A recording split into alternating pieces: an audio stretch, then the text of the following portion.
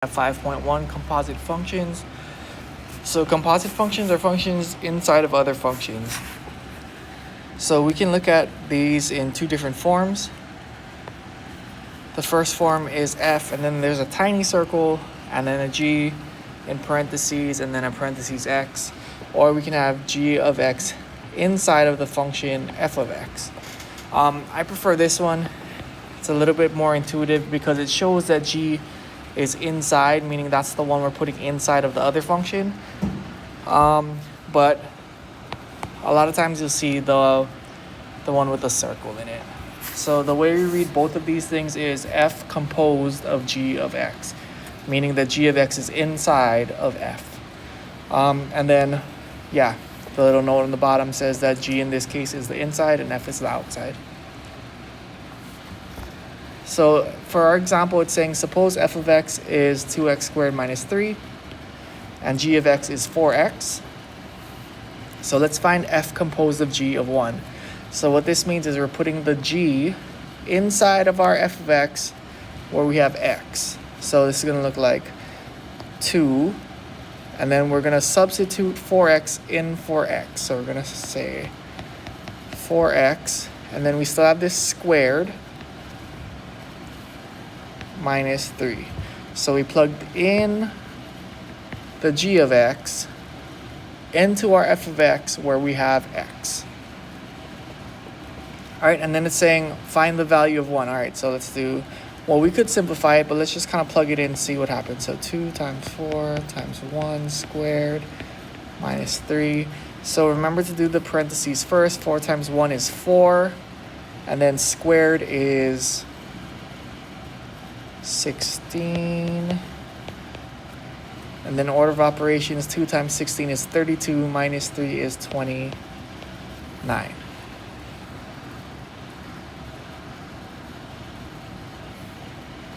Okay, let's do g composed of f. So this time we're taking our f and plugging it into our x for our g. So then it's going to be, we're starting off with our g 4, and then we're going to put our parentheses where we have our x, and we're going to substitute our f of x. 2x squared minus 3. In this case, you're going to have to make sure that we distribute the 4, so we get 4 times 2 is 8x squared minus 4 times 3, which is 12. And then we're going to plug in our 1. So 8 times 1 squared minus 12. Well, 1 squared is 1 times 8 is 8. 8 minus 12 is negative 4.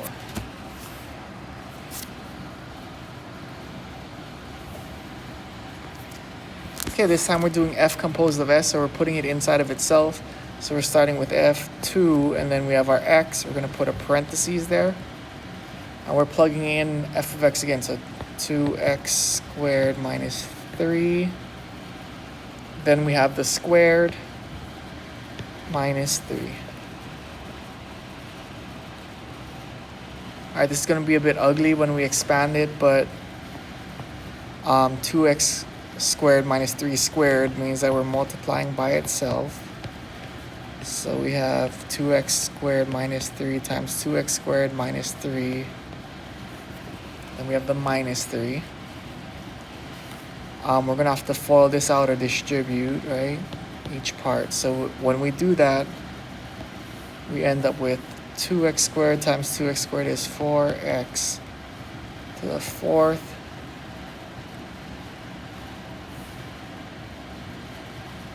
Well, actually, let's go back here.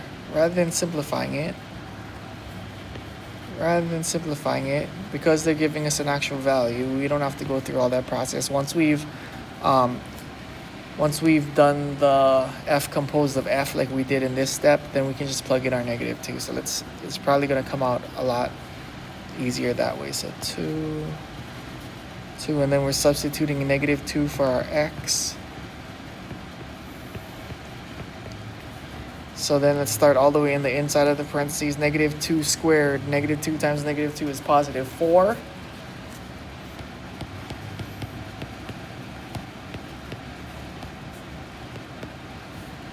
Let's do this whole parentheses all at once. So 2 times 4 is 8.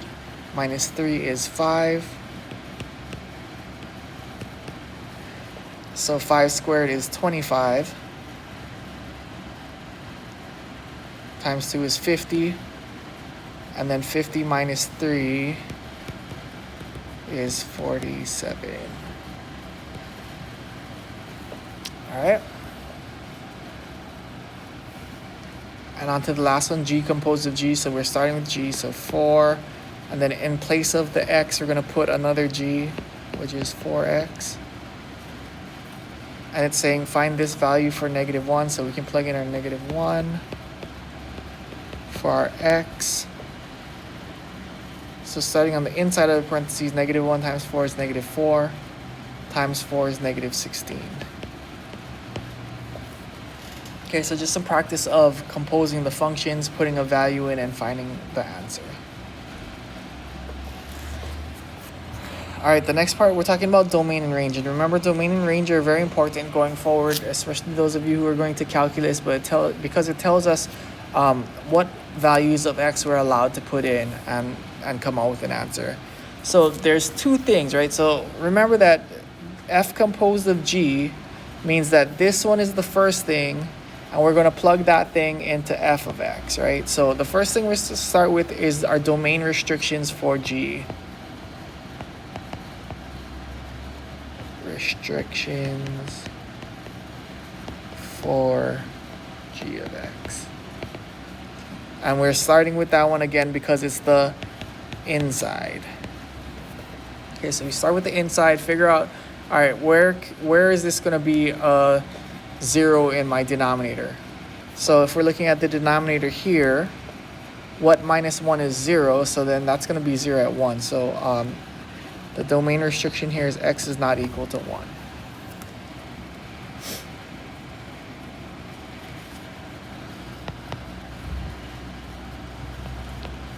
So again, first step, we're looking at the inside function, the g of x. We're trying to find any domain restrictions, and we know that because this is a fraction with a variable in the denominator, we're looking for what value for that variable is going to make the denominator 0, because we know we can't be dividing by 0. So we said if x is 1, then it's going to be 0, so x cannot be 1. Okay, so the next one is going to be a little bit more complex. We have to find domain restriction for f, but then when we do it, we have to apply it to g of x.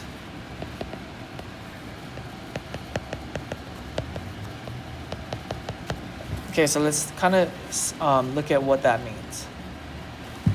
So if I'm looking at f of x, right, the domain restriction here, I know that x cannot be -2, so f of x cannot be negative, well, x cannot be -2. So I should put parentheses, not parentheses there, but instead of an equal sign, I'm just going to put a colon, meaning that the domain restriction for that one is going to be x cannot be equal to -2. Now, the complicated part here is that we're going to have to look at what makes g of x equal to -2, because really we're plugging the g of x into the f of x. So we're trying to find out for what values, so for what value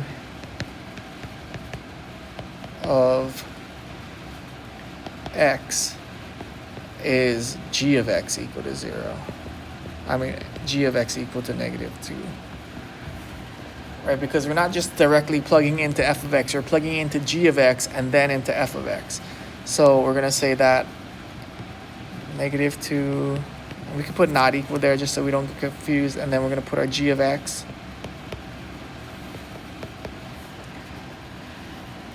Right, and then we're going to solve this, so we're going to multiply by x minus 1 on both sides, so that we can cancel. And then we're going to distribute. So we have -2x. -1 times -2, be very careful, is +2. And then we're going to go ahead and solve this. I'm running out of room, but the 2's cancel, so we get -2x equals 4 minus 2, which is 2. And then when we divide by -2, we get -1. So we have the first restriction, right, from the one we plug directly to our g, and then we have our second restriction for when we take our restriction for f of x, and then find when g of x is equal to that. So if we're writing our domain here, we're going to say that x such that x is not equal to 1 and x is not equal to -1. Okay, if we're doing this in interval notation, negative infinity to -1, -1 to 1, and then 1 to infinity. Okay. So really it's not that hard. The math on it is not that hard. There's a couple steps. It's just that we have to remember when we're composing functions that we're putting one function into another function. So the second part of this is finding when the first function is equal to the value that we can't plug into the second function. All right, so let's just try another one. So in this one, we have two different functions. F of x is 1 over x plus 3. G of x is 2 over x minus 2. It's saying find the domain, right? So, and we're doing f composed of g, meaning this is the inside, this is the outside. All right, so the first step, again, we're going to find the domain restriction for the inside, which is the g of x.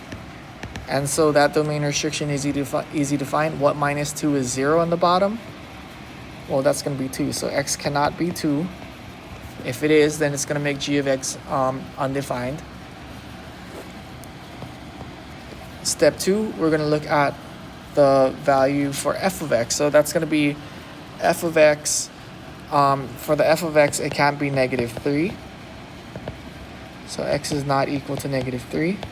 Because -3 plus 3 is 0. Now, however, we can't just say x is not equal to -3 because we get our x, right, from our g of x because that's the inside function. So we're going to say, all right, so our function g of x cannot be equal to -3. So we're going to replace g of x there with x minus 2.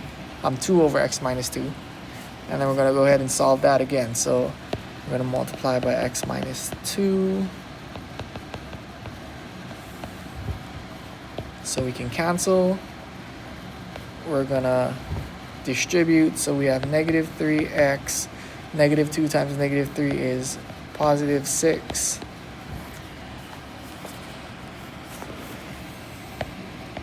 We're gonna subtract our 6.